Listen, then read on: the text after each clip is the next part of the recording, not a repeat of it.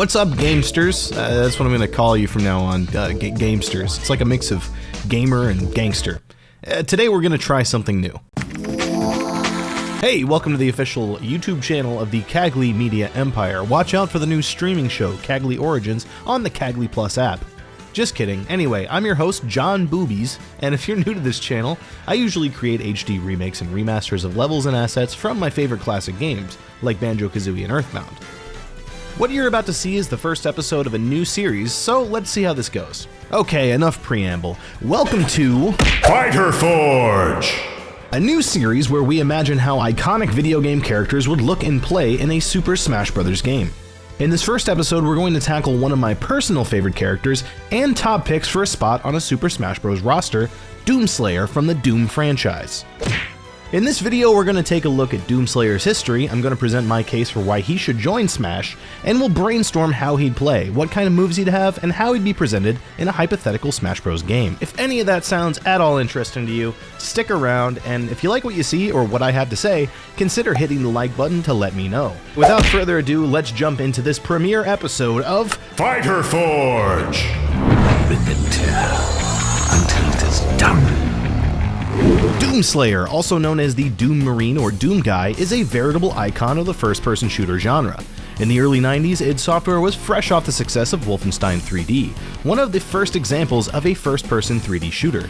The id Software team, led by programmer John Carmack and designer John Romero, got to work on a new game in 1992, loosely based on a Dungeons & Dragons campaign that the team played, with elements of the occult in mind early on. After a year of development, Doom was released for PCs in December 1993.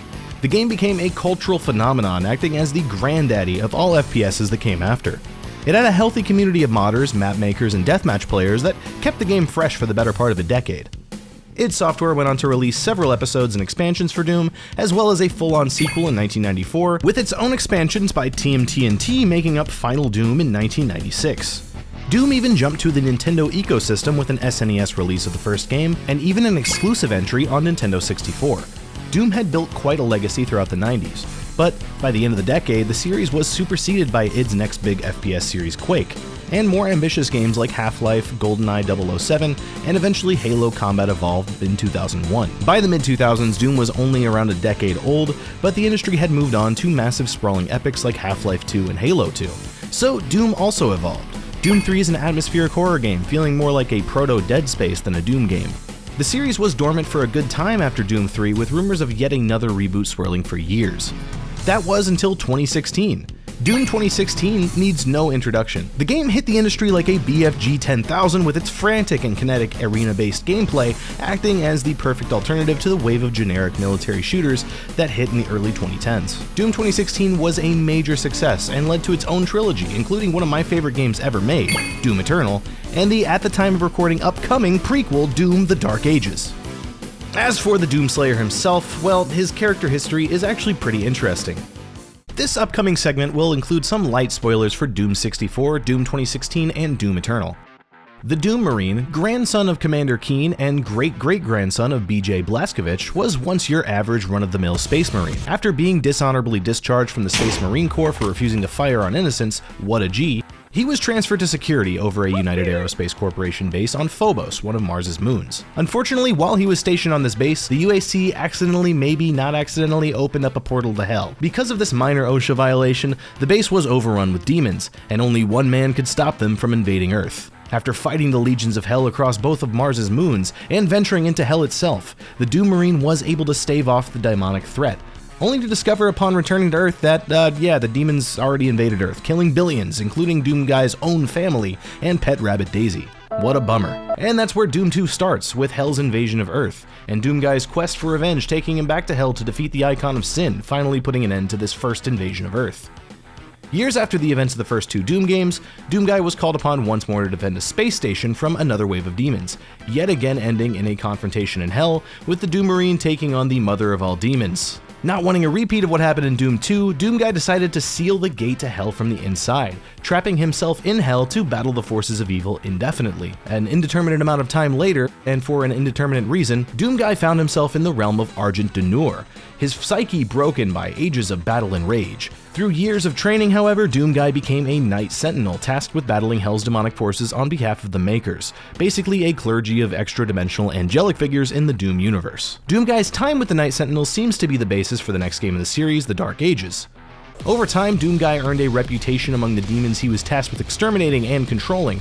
More specifically, the demons were scared shitless of him. He became the ultimate demon-killing machine, the demons referring to him as the Doom Slayer, the only thing they fear. After countless legendary battles, the Doomslayer was proven effective against Hell itself, and he was sealed away in a sarcophagus, to be reawakened if he's ever needed to contain Hell once more. While the Doomslayer was in stasis, Dr. Samuel Hayden and a team of UAC scientists discovered his coffin in an expedition to Cottinger Sanctum in Hell. Doomslayer was taken to a UAC research base on Mars to be studied, only for the whole portal to hell thing to happen yet again, and the Doomslayer to be reawakened to fight demons on Mars and in Hell.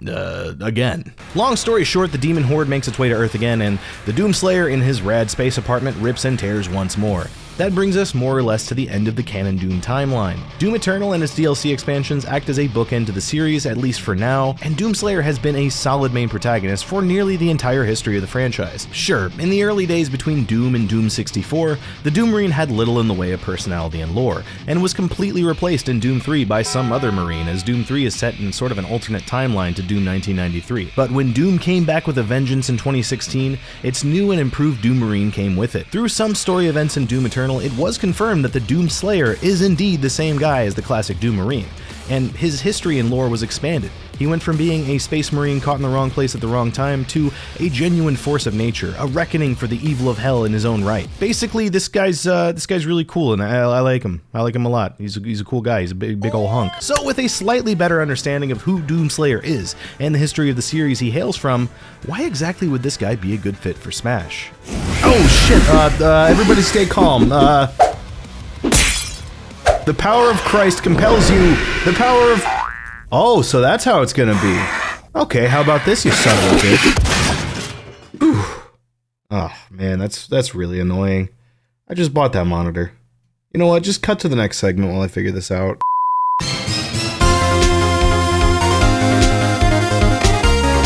I mean, there is a good argument to be made that Doom as a whole is just too dark, too violent, and too controversial to be properly represented in the relatively family-friendly Smash Bros. Series. The series is well known for its gory ultraviolence, and many boil the games down to that one element, but I'd argue that the Doom games are so much more than that. While ripping and tearing through hordes of demons with reckless abandon is what many people come to the franchise for, I'd say many people stay for the frantic run-and-gun action and engaging resource management. What makes Doom Eternal so much fun isn't necessarily stomping an imp's brains into the pavement from the top rope, though that can be fun, but instead the split-second decision-making, switching between the game's many weapons to find the best option for any scenario, using resources like chainsaw fuel and flames to replenish ammunition and armor, all the while consistently running, jumping, and dodging enemy attacks. Keep playing Doom Eternal and you'll start to enter a sort of flow state, becoming the ultimate demon-killing machine as you hop from arena to arena, taking out wave after wave. And it's all thanks to the dense and layered mechanics. While there's always a level of violence associated with a character like Doomslayer, I think focusing on making Doomslayer in Smash feel like Doomslayer in Doom Eternal would be a way to soften his image while still staying true to his roots. Besides, it's not like Smash has any shortage of violent video game characters already represented in one way or another. Take Snake for instance from the Metal Gear Solid series. While MGS is mostly focused on stealth and espionage, Snake still uses explosives and deadly CQC techniques in Smash. And hey, what's a chainsaw if not a very advanced sword? And we all know that Smash has no shortage of sword fighters. Smash has yet to feature an FPS character, Dark Samus notwithstanding, and I'd say it's high time that the genre got some recognition in the mother of all crossover fighting games. It's an important genre in video game history, and Doomslayer is the perfect poster child for it in my humble opinion. That being said, sure, some compromises have to be made to fit this absolute hunk into Super Smash Bros. If we're being realistic. You can't have Doomguy just tearing Luigi limb from limb or turning Kirby into a pink paste. No, the ultra-violence of Doom would have to be dramatically toned down. So removing the blood and gore is absolutely necessary in this instance, which I think is completely fine. As I said before, Doom is so much more than the gore. Plus, Smash Bros. Characters have a history of wielding deadly weapons. If something like Zelda or Fire Emblem had a similar tone to Doom, we'd probably see the Master Sword dishing out graphic fatal blows complete with blood and dismemberment. I mean, it's a sword, that's what they do. So taking Doomguy's weapons out of the context of this dark and violent series and dropping them into Smash, we can make these necessary changes. Take the very real mechanics of how firearms work and make them abstract enough to fit in with the rest of the Smash Bros. Roster. Hey, just a quick editor's note. I made this entire segment and then after the fact realized Joker shoots a gun, like just a regular gun. So do with that what you will. So now that I've built an ironclad, bulletproof case as for why Doomguy can be added to Smash, why then should he be added to Smash? What makes Doomguy so special, and what can he bring to the table? Well, like I mentioned before, shooters are a conspicuously underrepresented genre in Smash, especially compared to how big and important a genre it is. Smash has reps from platformers, RPGs, action RPGs, tactical RPGs, fighting games, on-rails shooter games, LCD games, stealth games, game hardware peripherals, fitness games, sandbox games, arcade games, life sims, but no reps from first-person shooters. I guess Dark Samus could be considered an FPS rep if we're really splitting hairs here, but I wouldn't agree. I don't really consider Metroid Prime to be a first-person shooter, at least not in the traditional sense, plus Dark Samus is an echo fighter of a character that originated in a 2D platformer. Checkmate, poopy head. Since the early 90s, FPS games have been a pillar of the games industry, spawning many successful and iconic franchises. Wolfenstein, Doom, Duke Nukem, Halo, Half-Life, Call of Duty, Battlefield, BioShock, Team Fortress, Left 4 Dead, Portal, the list goes on. While there are a few worthy mascots in there, there's really only one character with the pedigree and status to successfully represent such a massive genre.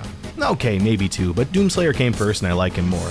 John Halo will get his day in the sun, rest assured, but Doomguy really is that guy.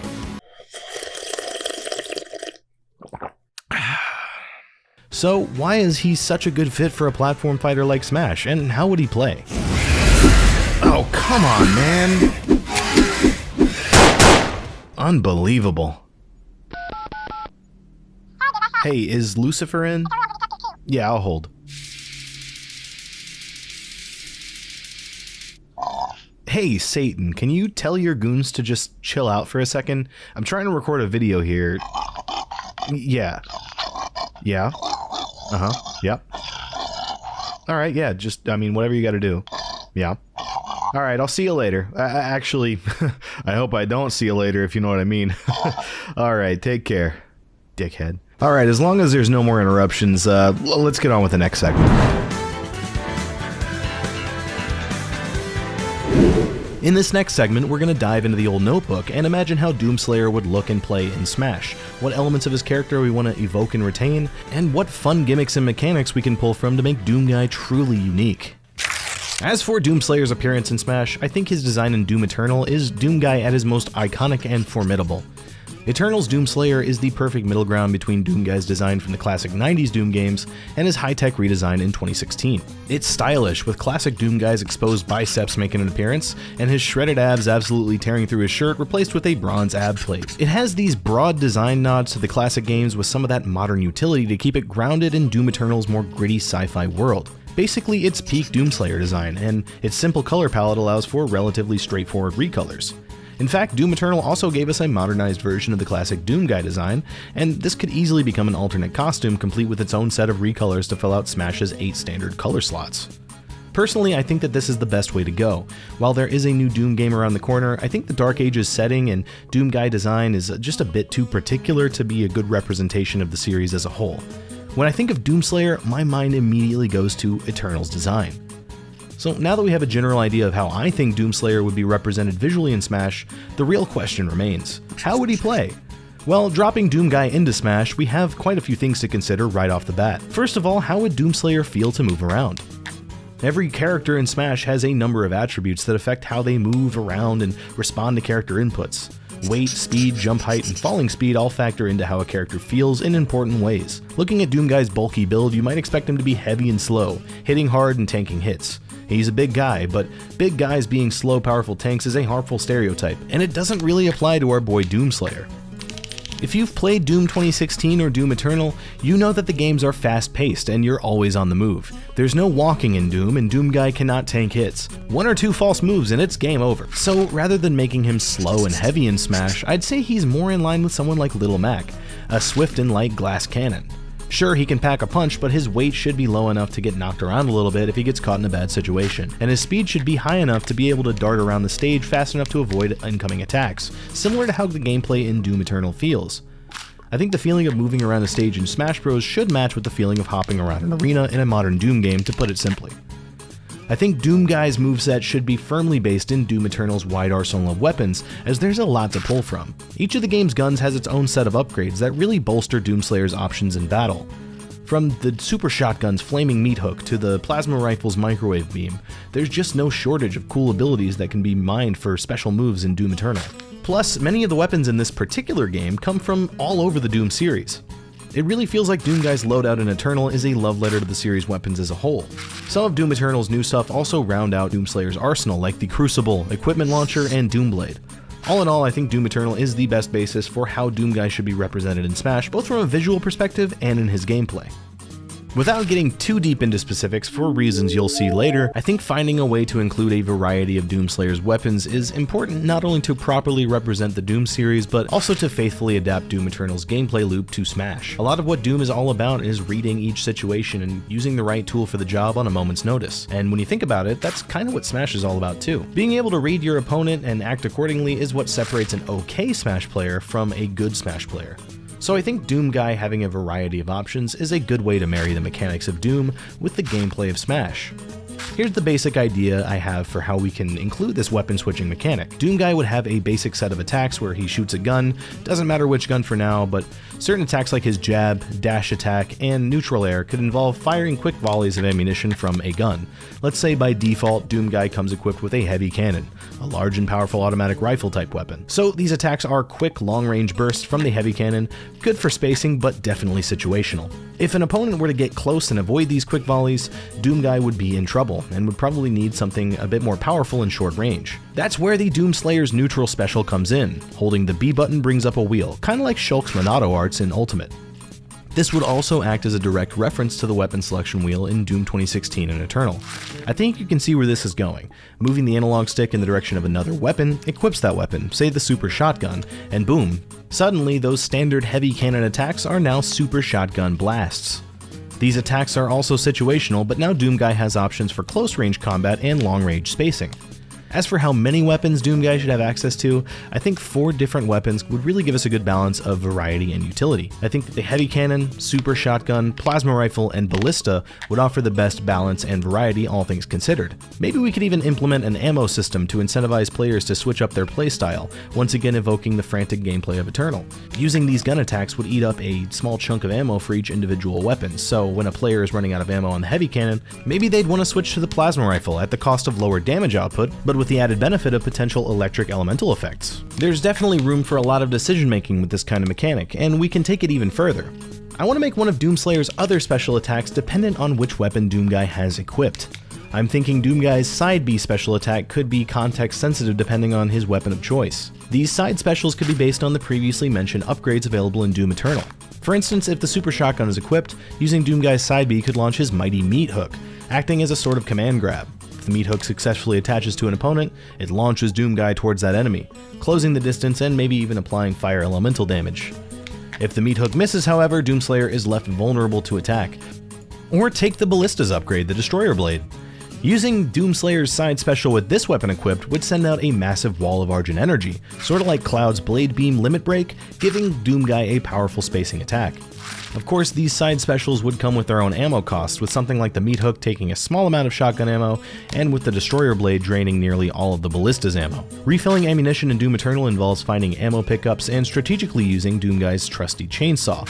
However, in Smash, I'd imagine using physical attacks like punches and melee weapons would refill all ammo types over time. Think about how Hero's MP gauge is filled, you get the idea. As for those physical attacks, we can incorporate some of Doom Eternal's various melee mechanics for Doomslayer's tilts, smash attacks, and air attacks. Take the mighty Crucible for instance, Doomslayer's Argent energy infused broadsword.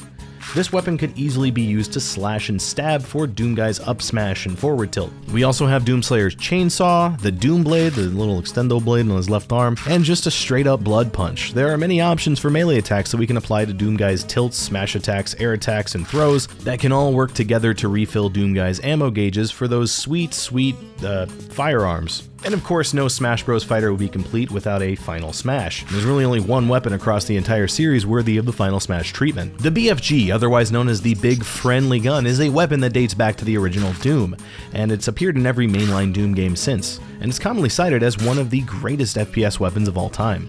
In classic Doom, the BFG 9000 shoots a massive orb of green energy that deals heavy damage and annihilates enemies in a certain radius. It's as close to a screen wipe as you can get, and the BFG has remained a formidable weapon in every Doom game since. In fact, in Doom Eternal, one mission around halfway through the game sees the Doomslayer hijacking a massive BFG to blow a hole in Mars. And that's where I think we can pull Doomslayer's Final Smash from. Doomguy blasts his opponent into next week and disappears into a space station equipped with a BFG 10,000 aimed directly at Jigglypuff. It's over the top, cinematic, and represents one of the series' longest running traditions. Doomslayer might seem like a left field pick for Smash at first, but I think he's got a ton of potential, and with some tweaks in the right places, he could be perfect for Smash. That's where you might expect a video like this to end. We've made a case for Doomslayer to join Smash, gone over his history, worked out how he'd be represented, and brainstormed a few key aspects of his moveset. But in the spirit of Super Smash Bros., I do have just one more thing. After all, some of the most memorable moments from the series are the hype reveals, finally seeing those characters fully represented in Smash. So, without further ado, please take a look at this.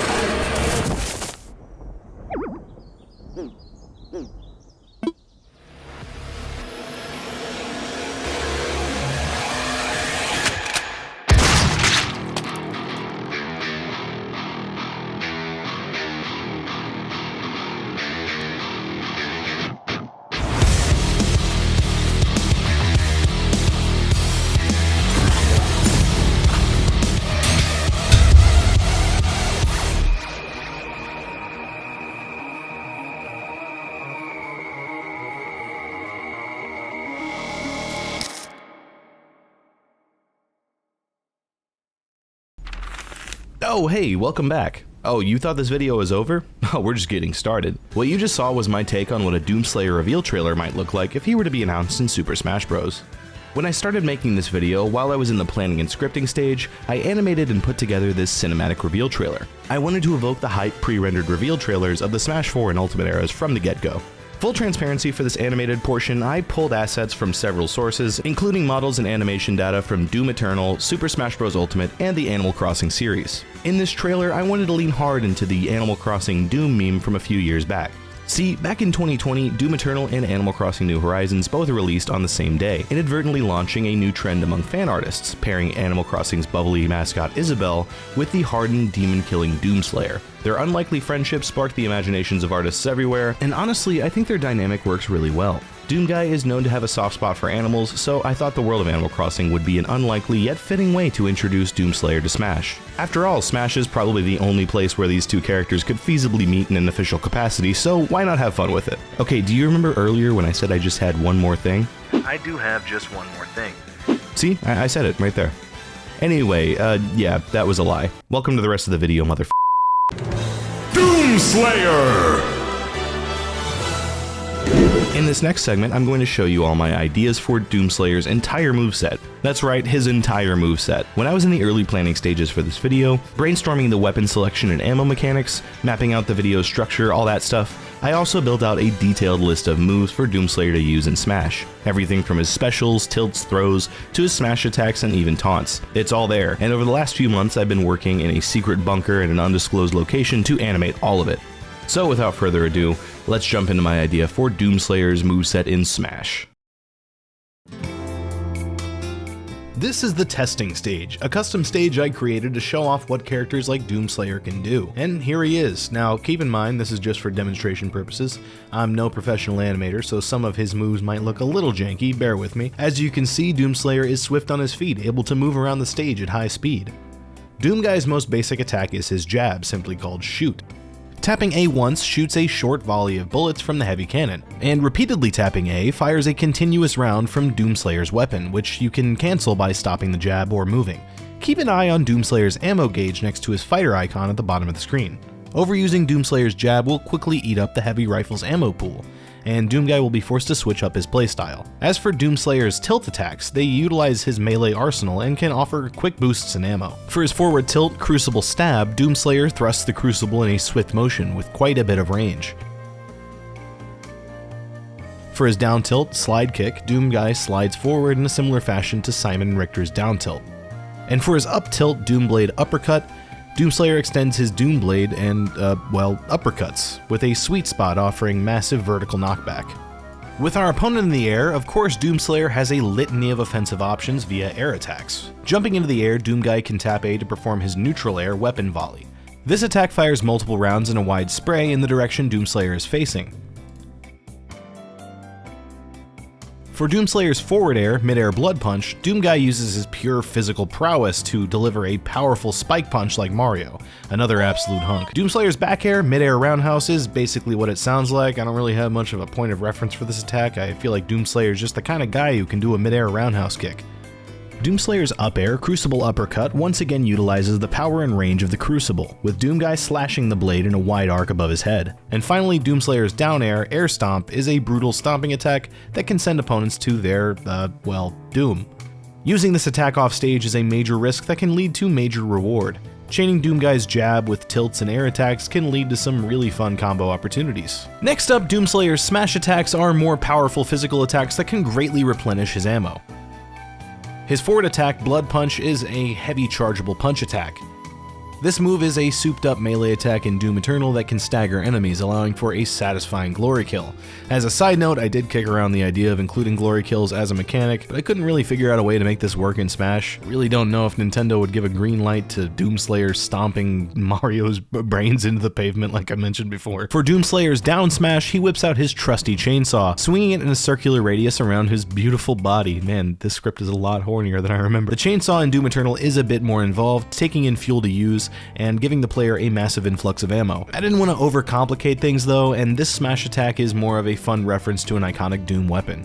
Finally, Doomguy's up smash, Crucible Slash, is a wide slash, creating a massive arc of Argent energy in the air. This attack offers a wide radius with a variety of trajectories, depending on where it hits.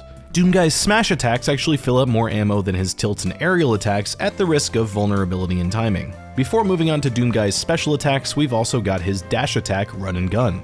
In this attack, Doomguy runs and guns.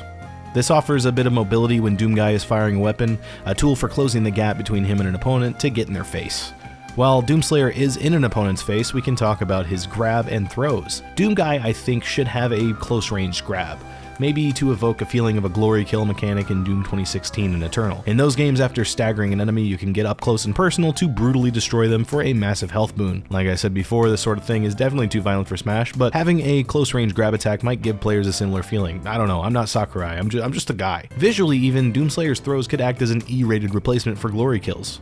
As for his throws, his forward throw utilizes a horizontal slash from the Doomblade. His up throw uses his shoulder-mounted equipment launcher to perform a flame belch, propelling opponents upward. For his down throw, Doomguy executes a brutal choke slam, offering a respectable amount of knockback. Finally, Doomslayer's back throw is a simple yet swift and effective kick, sending opponents flying backwards. With a strong set of regular attacks and a unique ammo mechanic, I think it's time to finally talk about Doomslayer's specials. While regular attacks often evoke the feel of any given character, the Smash team really gets creative when it comes to designing special attacks. Oftentimes, special attacks are what makes Smash fighters truly unique. Shulk's Monado Arts, Cloud's Limit Break, Bayonetta's Time Manipulation, Steve's Building, and Banjo's Wonder Wing are all unique gimmicks and mechanics made possible via special attacks. Like I mentioned in the Brainstorm segment, Doomslayer's neutral special brings up a weapon wheel similar to the Monado Arts selector. Also, like I mentioned before, there are 4 unique weapons to choose from: the Heavy Cannon, Super Shotgun, Plasma Rifle, and Ballista. Switching between these weapons affects the aforementioned regular attacks like Doomguy's Jab, Neutral Air, and Dash Attack. First up, the Heavy Cannon, which shoots precise long-range rounds. It's a good all-around weapon, but as all of Doomguy's weapons are, situational in its use. Its range is rather long, its fire rate is fast, and its spray pattern is narrow. It's good for keeping opponents at a distance, but if one were to break through, Doomguy might be in big trouble. That's where his next weapon, the Super Shotgun, comes in. This gun has a much shorter range and lower fire rate than the Heavy Cannon, but packs a mightier punch at close range, and has a much broader spread. This is the perfect get-off-me weapon, and allows Doomslayer to slip out of those close combat situations if need be. Next up, Doomguy's next weapon is the Plasma Rifle.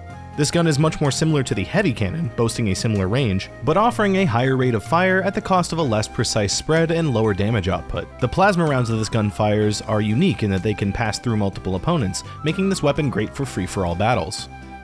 Lastly, the deadly Ballista, which shoots high-powered precise bolts that can be very useful for finishing off opponents at high percentages. It has the highest damage output of all, with some serious knockback if used effectively. I'd say these weapons offer a wide variety of options for a wide range of situations, but be careful. Relying too heavily on these weapon-based attacks quickly eats up your limited pool of ammo, and you'll need to get a little bit more physical to refill those gauges. I mentioned before that Doom Eternal features weapon mods that can greatly improve the usefulness of Doomslayer's arsenal, and I wanted to include some of those mechanics in his moveset. So I designed Doomguy's Side B special to change depending on which weapon he has equipped.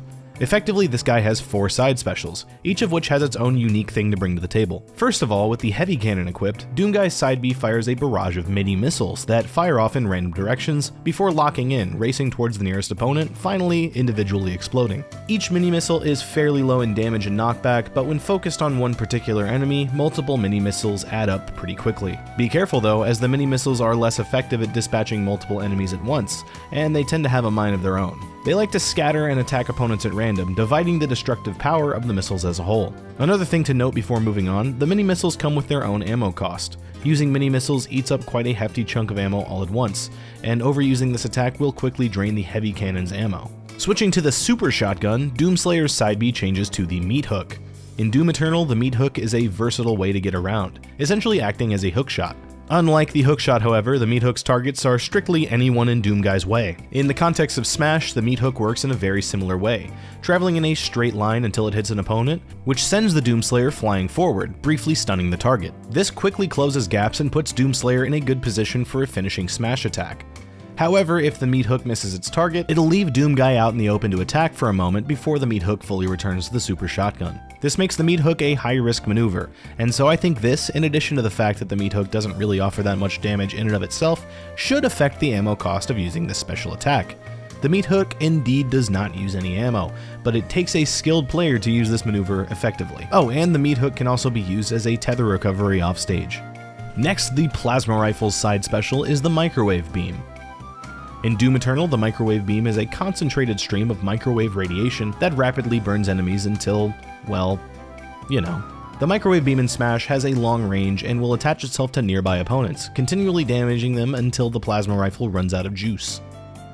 It's a good way to build up damage at low percentages, and if used at high percentages, the Microwave Beam can lead to an explosion of energy, offering good knockback. This special steadily and rapidly eats through the plasma ammo, so sparing in tactical use is recommended. Lastly, the Ballista's side special, the Destroyer Blade, sends a tall beam of energy hurtling across the stage. The Destroyer Blade is the most powerful attack in Doomslayer's arsenal, packed with high damage and knockback. This special requires a full bar of ballista ammo, however, and when activated, uses the entirety of the ballista's ammunition pool. When all else fails, this attack can be used to get some space between the Doomslayer and his opponents. That just about does it for Doomslayer's context-sensitive side special, which I think does a good job of showing how versatile Doomguy's weapons can be in games like Doom 2016 and Eternal. We've still got a few specials to go, starting with Doomslayer's down B special attack, the Ice Grenade. Doomslayer's equipment launcher was, like many of the things I included in this moveset, introduced in Doom Eternal, and allows for certain attacks in the game like the Flame Belch, Frag Grenades, and Ice Grenades.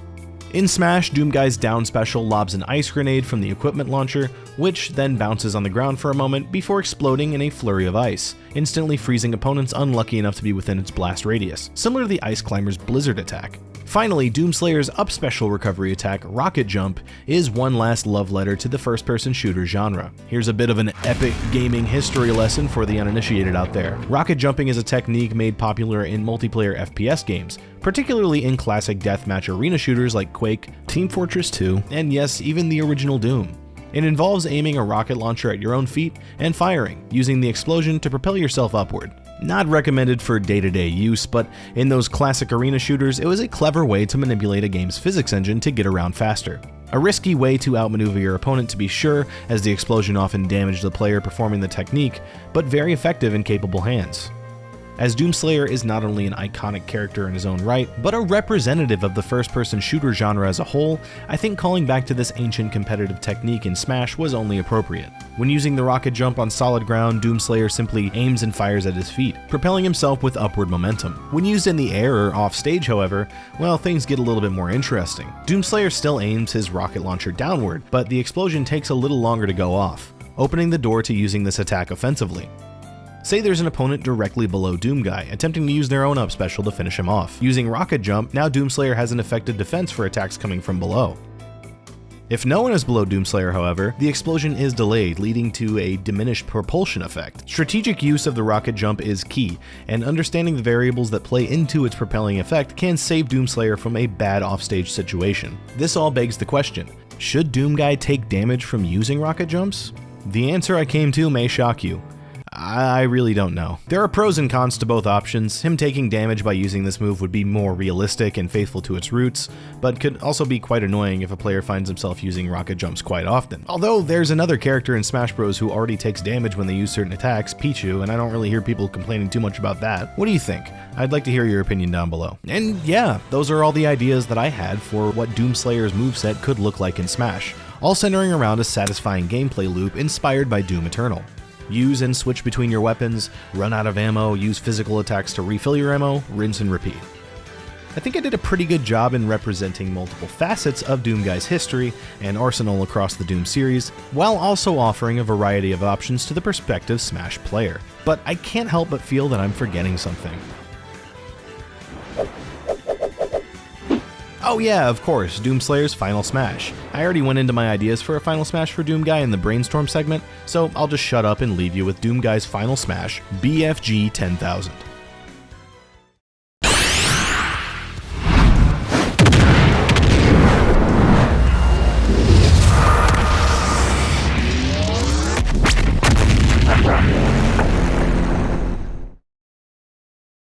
So that was the first episode of... You have got to be kidding me! I was really hoping I wouldn't have to push this button today, but here we are. I'm pushing the button. Hope you're happy. No! No! Ah! Damn it! Well, it appears I've been damned to an eternity of torment. Not how I thought my day would go, but I guess that's life. What I really want to know is what I did, you know? What did I do to deserve this? It's not every day that someone is so wicked that the ground opens up below them and hell swallows them whole, you know? I feel like there has to have been a mistake. I'm generally an alright guy, I think. Sure, you know, I've had my problems, but this feels disproportionate. Oh hey, this place has an intercom. Maybe I can get this sorted out. Hey, I don't know if anyone's listening, but I really don't think I'm supposed to be here right now. Is there any way we could... You're Cagley, right? The YouTuber? Yeah, but... Yeah, you're supposed to be here. Really? Oh yeah, big time. Might I ask why? Do you remember that one time you torrented Norbit in 2011? Norbit? Oh yeah, I love that movie. Well, there you go. You're off your goddamn rocker. That's why I've been damned to an eternity of torment for illegally downloading Norbit like 15 years ago? Well, piracy is not a victimless crime. Yeah, piracy is not a... brother. Okay, is there any sort of appeals process? I really feel like the punishment doesn't fit the... Hello? Hello?